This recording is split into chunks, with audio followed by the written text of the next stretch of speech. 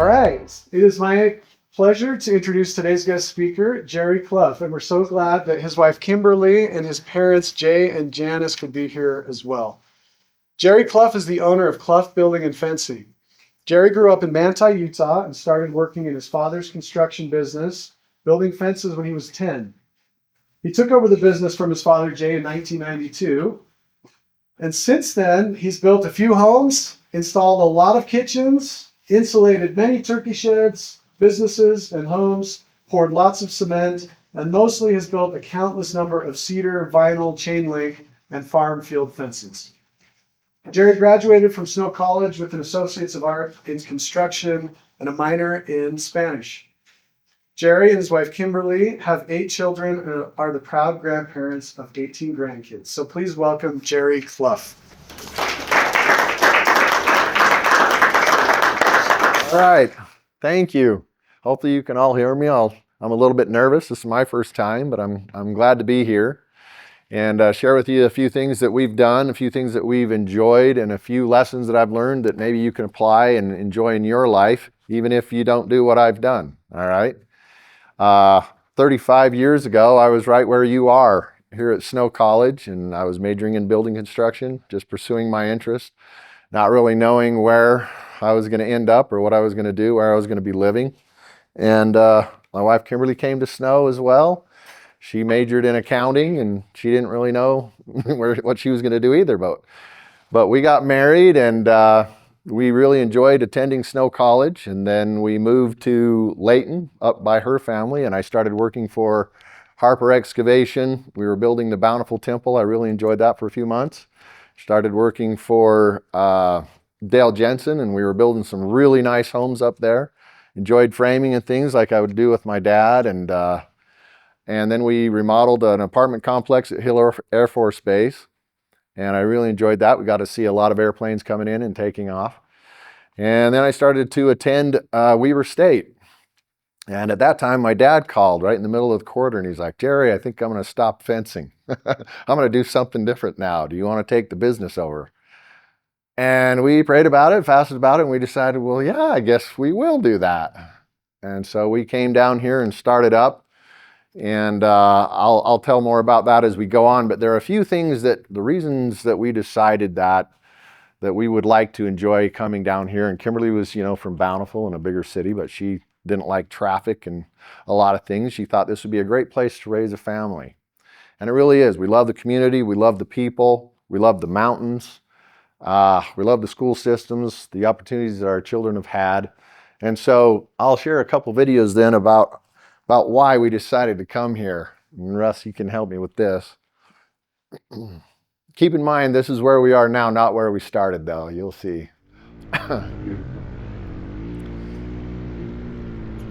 So this was about a month ago. I enjoy snow biking up in our mountains here.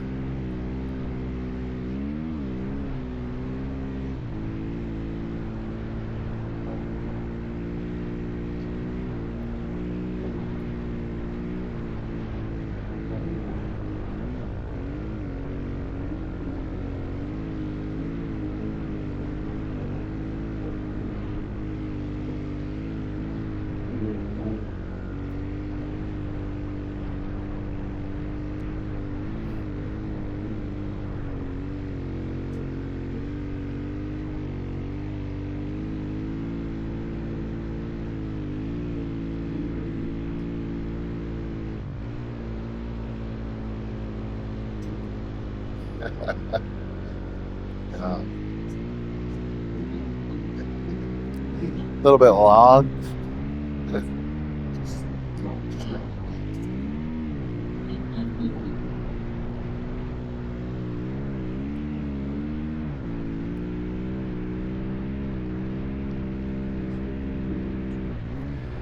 So anyways, that's kind of a mountain paradise. You can see there are no other tracks there, which we love. That's me and my good friend Cody has a sweet camera. We love doing that in the winter. This is what we like to do in the summer. This is in Mayfield, the White Hills. This is called the Dugway. This is pretty much my whole family. Well, my 3 sons, my daughter, and I.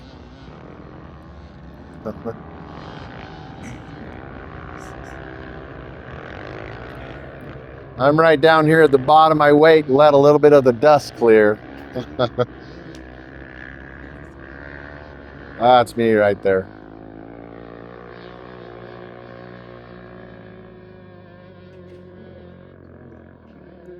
Okay. That's our son-in-law Colton, who just barely makes it on his 2-stroke. That's a 4-stroke area. So those are some things that we enjoy doing. Snow biking and mountain paradise. Oh, here's another video then, I guess. Do I click that or do you? This is right up Ephraim Canyon right here. Our daughter Sarah, her husband Cortland. Oh, it's a little blurry. Oh man, we're bringing all that.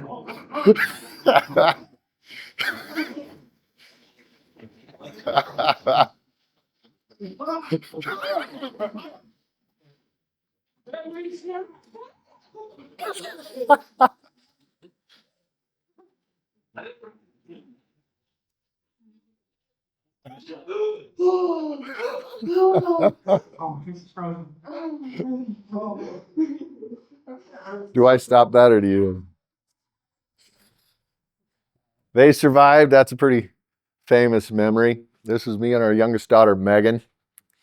And we go early in the spring sometimes, and she made it through. I don't know if you can tell, she made it through that snowdrift, and I didn't. I got stuck. We love horses. We love riding horses in the mountains as well. Had a great time with that. Hunting. The school systems. This is our son, Ben and Isaac. And they got a couple state championships. Great coach at Manti High School. Our daughter Caitlin danced with the drill team. This is Crystal Lynn, who was Miss Manti and Miss Sanpete. That's when she competed in the Miss Utah pageant. She enjoyed playing soccer as well, and our daughters Sarah and Megan played soccer. Just loved their coaches. So great opportunities in the school system as well. Our son Devin, he is 6'6", and he played basketball as well. His senior year, they didn't take state. They were 3rd, but with a few seconds left, they were tied, or I think they were down by 1, and he got fouled, and he made his first foul shot, tied the game. Second foul shot he made and won the game. So that was awesome memories. We really enjoy those times. This is my dad, and this is just a fairly recent picture of him helping us do a mow strip, pour a lot of cement doing that. And I'll tell you a little bit about my dad. He went to the University of Utah, and he loved art, and he became an architect. And what brought him to Ephraim was there was a Roadrunner trailer plant just down by West Campus, and he came here and started working here. Was their engineer designing their trailers, and then there was a flood in Thistle, shut down the train tracks, and so this company decided to go to, was it Washington or Oregon or Washington? Both. Oh, Washington and Oregon. And they wanted him to go with them, but he enjoyed living here so much, him and a couple of his buddies that worked there, that they decided to stay. And they began building fireplaces, and started building homes, and then started building fences and built a business. It took a lot of years to have a business with a good reputation. And then he decided to stay. This fence over here is the stake center, just above the activity center. And one thing that you can see from my father is in this area, there's a lot of fences that have a slat pattern with the vinyl privacy slats. So it isn't just one solid color, kind of my dad's artistic design. And so anyways, you can see that a lot of that in the area. Here it says, I started working for my dad when I was 10. We were building a lot of fences, mostly field fences. And as I became a teenager, I got really good at it. And I would ask for raises, and he would give me some raises. But his main thing was for me to learn to enjoy the work that I was doing. Kind of like Kiyosaki's book, Rich Dad, Poor Dad. You probably know that book, where they worked at the grocery store for nothing, just so that they could learn to enjoy the work, learn how to do it well. And so there is more value in our work than just money. That's a lesson that my dad tried to teach me, and I thought at the time he just didn't want to keep giving me raises. But anyways, when I became the owner of the business, that's when I realized the value of that lesson. Because there's been so many times when the money wasn't good, when I actually lost money. But because of the other things that I really enjoyed about the work that I had done, I still was in a very positive mindset. So here are a few things that we would do. Oh, that's another slat pattern, and some of the customers have helped design their own slat patterns. So that's a really enjoyable thing in our area. Right here is the T-post driver that I built when I was in high school. And I guess here you can tell, see how thick these welds are? So me and all my friends, we would have contests to see we would drive T-posts, and we could see who could break the handles off their T-post driver the fastest. And you could tell I broke those handles off many times. That T-post driver right there is awesome. It will drive T-posts better than anything you could ever buy. I mean, I've driven T-posts next to people who bought, their little T-post driver, but this has a big heavy chunk of steel on the top, very solid, and that will put T-posts through rock. And another thing we would do, we'd have to hike a mountain or something. We'd put the T-post driver right on our shoulder and see who could keep it there on that muscle the longest. So we do strength tests and just have a lot of fun doing that. Here's some bars that I've made. The first one, I welded a piece of a leaf spring to it because it's extremely strong steel. You sharpen that, and it's a heavier bar than mostly you could buy anywhere, and that bar has broke a lot of rocks. It's something that we learned to do. The next bar is something that I built so that we could, when we were building field fencing and we were putting in cedar post braces, I could pack the dirt really hard with that bar. The other T-post driver is we do a lot of drive a lot of 10-foot tall T-posts, and so you can put it on a post and drive it and then take it off. So those are just some things that we've done that have been enjoyable. This is a gate that I've built here in Ephraim that I don't think you'll find anyplace else. This is for Bailey's cubing plant on the northeast side of town. And you can't quite tell, but this post right over here, did you say there's a laser pointer on this? Oh. Anyway, that post right there is pretty close to the corner. It's about 10 feet away. And so you can't have a roll gate, and he wanted a 60-foot wide gate. So I welded a swing gate and then attached this roll gate to it. So this roll gate rolls back on that swing gate, and then there's some tires and some cement, and that thing will open that direction. And then this over here is another 30-foot. Or I think this is a 25. This is a 30, that's a 25, so it's a 55-foot opening because he had to have it that wide for the semis to come in. So, you can get some enjoyment out of being able to do that. Now, this is Bud Osborne, who's helped us a lot, and this is CO Builders. We install a lot of cantilever gates, automated gates. The first one we ever did was 20-something years ago, and it was for the FedEx company that we fenced around their yard down in Salina, and they wanted an automated gate. I didn't know how to put one in. I called our suppliers, Northwest Fence, and they gave me Bud's number, and so he came down and helped us, and he's done a lot with us. So we became good friends, and he retired and moved to Mount Pleasant from Salt Lake, and he just said, Jerry, if you're doing any more, then let me know and I'll help you out. So he's retired and still helping me here, and that's kind of a great benefit, when you're doing work and you just form friendships that last and enjoy working together. That's worth more than money. Love this picture here. Our kids started working with us. That's our oldest son, Devin. And when they were growing up, we didn't have really good equipment, couldn't afford really good equipment yet. We dug a lot of holes by hand. This is in Fountain Green where it's extremely rocky. And I would let our kids try to use the bar and break rocks, and they weren't as big, weren't as strong, and they couldn't do it. And I'd let them still try for a while. You got to learn where to hit the rock and how to hit the rock. And after they would get tired, I would come over and boom, in one hit, I'd break it in half and I'd give them the bar. There you go, you got it.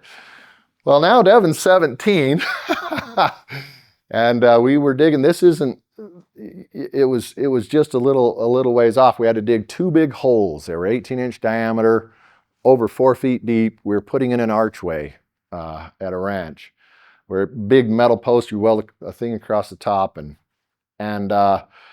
and so Devin's digging one of these holes, I'm digging the other one, and he's going faster than I am. And I hit a rock that I could not break. And I was so tired. After about 10 minutes, I pulled my bar out. I was resting for a minute, and Devin comes over and looks at it. Boom, one hit, he breaks that rock, and obviously, there you go, Dad, you got this.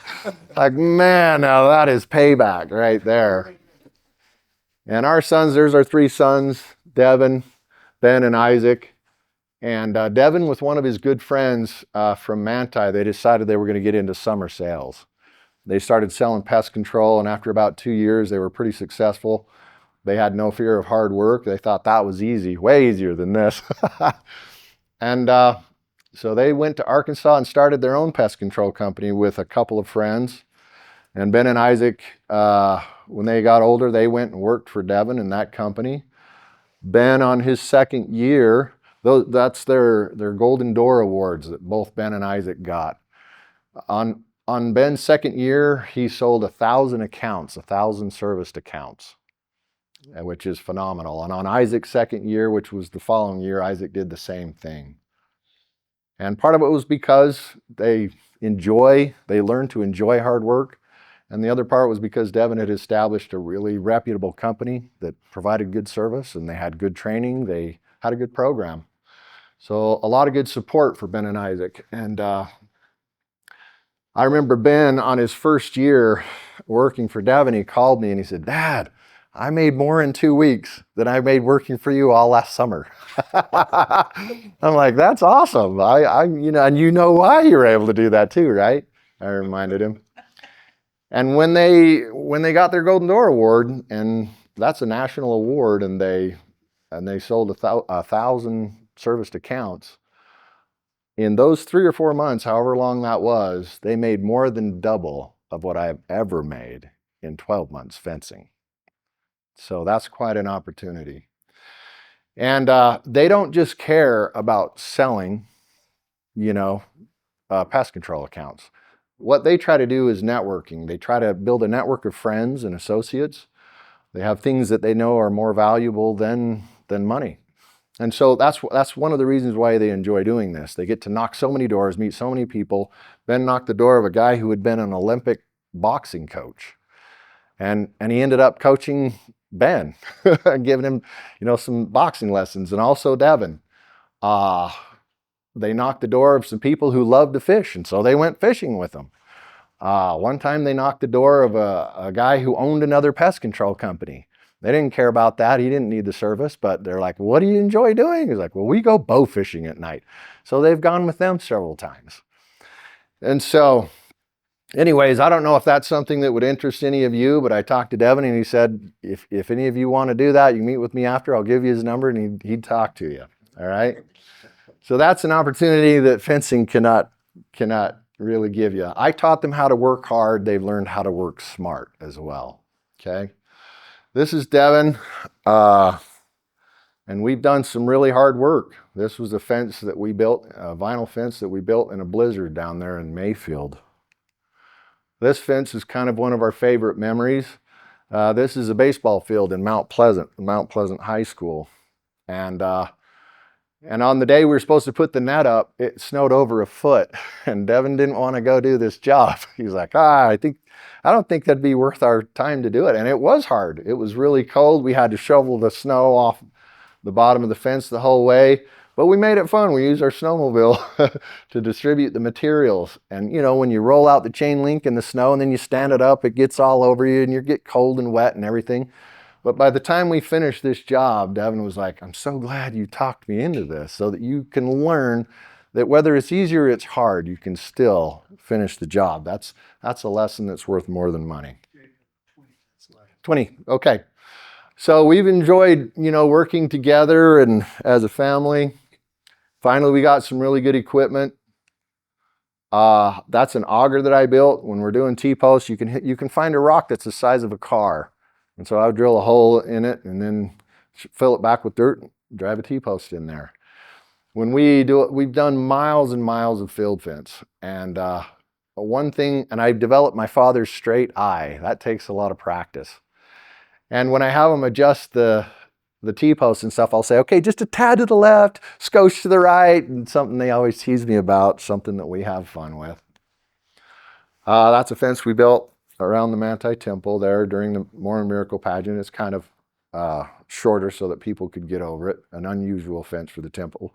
That's just green vinyl coated chain link. That's a baseball field in Manti. That backstop is 40 feet high. So we built a lot of baseball fields in Manti and Ephraim and Mount Pleasant, Gunnison.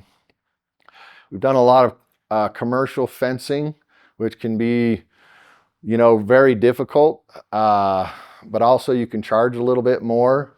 I generally do probably 40% commercial and 60% residential fencing.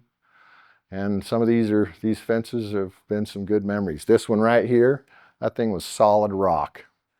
And if we didn't have good equipment, we wouldn't have been able to do it. I do a lot of welding. I weld my own gates. And when you weld galvanizing, you have to have a good respirator with filters. And now I have to wear glasses. We do a lot of welding. We do a lot of drill pipe fencing. And I took welding class in high school, but man, there's a lot of things I didn't know how to do that I had to learn. I've welded with some really good welders. My brother-in-law, Jeff Guyman, was a certified welder, and he was so good. He could stick weld, and he could hold on to the stinger and just freehand, which means you're in one hand. And when it would get to the bottom, he'd pull another rod out, stick it in there, and almost the spark would just stay going. So the weld would just be continuous. Like, how is he doing this? I could never do it. I always had to hold on with one hand, the stinger, and the rod with the other hand, and try to be kind of tight and steady, like you're performing surgery. And you just get really worn out. It gets really frustrating. I did a big job in Torrey, and I welded the whole thing, and it was a couple of weeks of welding. First day I was great, second day not so good, third day I was just toast, my nerves, and I was swearing, throwing stuff. All right. But I was really trying hard to keep my mindset in a positive mindset. So I actually said a prayer like, Heavenly Father, help me. Help me finish this job. Help me keep a positive mindset. And I had this idea that I should start singing hymns. And then I relaxed. And then instead of holding the stinger tight, I released my grip.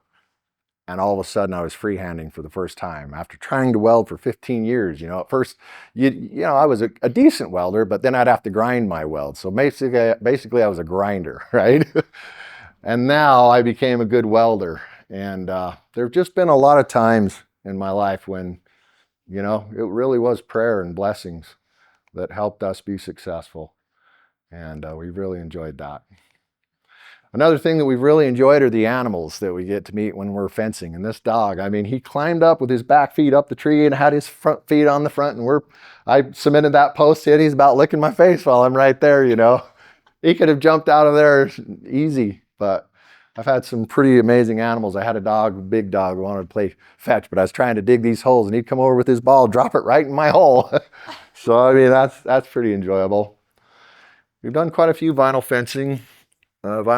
We pour a lot in most strips, and the vinyl, I was going to tell you more about the drill pipe and the expansion and contraction. We've had engineers help us learn how to do long jobs. We did a job in up by Price, like 3 or 4 miles of it, and took 2 full summers. And then every year after that, we'd have to go back and fix the welds because it kept breaking. And in our climate, when it gets really cold, everything contracts, and when it gets hot, everything expands. And vinyl will expand and contract, and it will just come right out of the cement. So we would drill a hole in the vinyl and put a piece of rebar right through it. So that was the thing we learned. That was pretty valuable. So a lot of good, that's my daughter, Megan, our youngest daughter. We do a lot of privacy max fencing, and a lot of times people will leave the last slat out. But what we do is put the tension bar in there, and we've learned how to put our tension bands around it, kink it clear in so you can put the bolt in, put it back, put the nut on, so that you can keep on all of our gates and all of our, just something that we learned how to do. Black fences are becoming a lot more popular. This is one we did a pickleball court we did last year. A lot of ornamental gates and stuff. And we build a lot of modular classrooms like the two right behind here. We built them in Manti and Ephraim, Mount Pleasant and Gunnison. So we've done a lot of work. We've learned a lot of things, and we've enjoyed working together. I just wanted to thank everybody that's helped me. My mom and dad, Kimberly, my brothers and sisters, when I first took over the business, they all worked with me, and we have a lot of great stories, did a lot of work together. Couldn't have done it without them. A lot of my sisters married really awesome guys, and they worked with us too. So it's always kind of been a family business. We've had cousins help us. Definitely have enjoyed working with all of our children. A lot of great memories. And even though none of them are fencers afterwards, we just have those memories, and they obviously build their own fences wherever they go, right? And do a lot of their own construction work. Had a lot of great friends help out, a lot of employees. I had an employee that worked for me for one summer from Sterling. And the next year he went to Logan, and that's Utah State. All right, I get those two mixed up a little bit. But he got a handyman license, started doing small fence repairs and building small fences, and put himself through school. And I was just amazed. I'm like, wow, you only worked with me for one summer? He's like, man, I'm so glad I did. Really helped him out. It was a good opportunity. Had a lot of great suppliers and obviously a lot of great customers. And it wouldn't have worked so well without any of those people. So, and I'm so grateful for all the people who gave us work when we were just beginning. And, all the people who still rely and trust us to provide good service for them. Okay, so now it's your turn. And you've got this. A couple things that help you remember. Dare to start. That's what we did. And then we learned and we grew as we went. The first truck that I bought was a tiny red Nissan, two-wheel drive, single cab. It wasn't the truck I wanted. It was just the truck I could afford. We built a rack on that truck. We put booster springs on it. We worked that truck to death. It got great gas mileage, and then the equipment that we got and everything was just as we definitely couldn't do all that stuff at first. Pray for help and be thankful. I have experienced a lot of blessings over and over. Definitely couldn't have made it without that. Not so well. Make it fun. That's very important. We have a tradition that if we have a bad day, we hit a water line or something like that, things don't go as we bid or as we planned. At the end of that day, we go and buy a milkshake. It's a milkshake day. It was one of my employees' ideas, and because it was a really rough day. And then we've just carried that on as a tradition. So be a friend, make friends, right? That's just worth more than money. Work well, play well, both are necessary and doable. And just remember, there's a lot more in life to value and enjoy and experience than just money. Okay? All right, so thank you. I don't know if any of you have any questions. Any things that you've thought of or are interested in, or any comments? Anybody? They're welcome, yeah. So something we hear from a lot of people is like they run a marketing company, not necessarily like a fencing company or a plumbing company or something like that. Do you feel more like you're running a fencing company, or are you out there marketing and trying to grow your business, or are you keeping it more in the family? So in this small rural area, our best advertisement is word of mouth. So we just try to do extra for our customers and keep them pleased. We have a lot of repeating customers. So I don't really have a website. In the bigger areas, that's important. The smaller, I've seen videos that talk about the most valuable occupations to get in, and obviously now we have the internet and we have social media, we have ways to reach out and get to a lot more people. So like pest control. I mean, one of the things that I haven't done so well is duplicate. When I first took over the business, I had 2 building crews and 2 fencing crews. Ran me ragged. And so in a small area, because it was just, and another thing with fencing that's kind of tough is you can do a lot in the summer, winters are harder. So we had to diversify. We had to start insulating. We had to start doing all kinds of stuff that made it possible. But, so I don't know. It's just in my opinion, if you're going to live in a small rural area, then you have to be diversified and do some of these things. If you live in a bigger area, then there are other opportunities. And there are people living in small areas now who are out networking and using the internet and being very successful. So did that answer your question? Okay. Any others?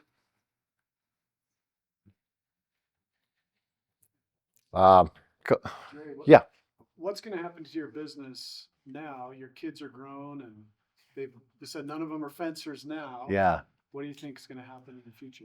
So I have no idea, and I am kind of winding down. I'm older than my father was when he changed occupations, and I mean, another thing that has helped me is, and with our employees, because sometimes it's really tough work, and I just tell them, hey, some people pay and they go to a gym and they work out. We get paid to work out, and that's great up to a point. So I really have no idea what's going to happen with the business. There are plenty of other companies. It's a hard business to sell because people come in and they just start up their own business, But it is true. The thing that really helped me was the good reputation that I took over when I, from the business my father had built. So sometimes that's a difficult thing. We insulated for a while, blew a lot of insulation, and I had one of my good friends started working with me insulating, and he about insulated the entire town of Mayfield, doing some work for Questar, some rebate work. And he had our van and my trailer that had Cluff Building and Fencing on it, and he was so successful. And then he went up north to Spanish Fork and tried to do the same thing, but he didn't have my trailer and there was no name and it was so much harder. He was like, man, I had no idea. He said, I thought I was just a great salesman, but really your company and your name is what everybody trusted and they all wanted us to do the work, And so anyways, that's good value. So I don't know what's going to happen. Is that, yeah. Any other questions? I've got some comments. Okay. You stand right there. Uh, I did get a college education at the University of Utah. I went out into my field of graphic design and architecture and engineering, but I wasn't happy. And sometimes, yes, get a college education, but I can tell you the joy in a trade. The joy in a trade, if you like a rural area, if you like family, there's a lot of benefits to it. But in a trade, there's one great thing that motivates you, and it's competition. Jerry faced, and I faced a lot of competition. We had to bid jobs. We had to use all the skill and education, and now you in computers, you've got a big advantage. But competition was really an exciting thing for us because we had other guys that would bid against us. But we didn't try to be ornery and mean. We tried to be competitive, but honest and true and good. If they got the bid, fine, congratulate them. Yeah. The other thing that was really important was that when you're in a trade, something like this, any kinds of trades, be honest. Don't ever let a customer down. He said he sometimes took a loss. Sometimes we made a mistake, had to come back and fix. We never had an unhappy customer that we didn't try to either go back and help or make it right. That was the success of business. Always remember that. Yeah, we lost some money sometimes, some of those kind of things, but we always had a great reputation. Jerry, right now, wherever I go, they complement me. And yeah, I worked hard. I'm 83. I didn't have the modern equipment. Yeah, I was on those bars and those hand diggers, but it was healthy and it's wonderful. Yeah. And so there's a lot of benefit to that. But thanks, Jerry, for all you've Oh. done. Thank you. How are we doing? Thanks, Jerry. Are we pretty much? Yeah, I think we're pretty much out of time. You can take one more. Okay. if there is. All right. Yeah. Yeah. Sometimes the people that, were our employees became our competition. And in the wintertime, it got really, really tight, and we either could decide to, have some work or no work, make a little bit of money or no money. But as I got better equipment and, like doing the thing that I did to try to put me forward was get better equipment and become fast. When we did, a lot of drill pipe fencing, I had a gas powered chop saw, and I would, I could notch really well instead of cut out with a cutting torch and all of those things. It was the speed that I could do a job in that made the difference. That's what I tried to improve, and so that always gave us an edge. That and just having equipment that could do, jobs that others couldn't do by hand. But a lot of good memories we had doing things by hand. We used to have a tractor with an auger on the back, and we'd stick a bar out, and 3 or 4 guys would be out there on the end of that bar. Great memories. I appreciate it all. So thank you, Russ, for this opportunity. Thank you, Jerry. And thanks all of you. Thanks to all of you for coming. Thank you.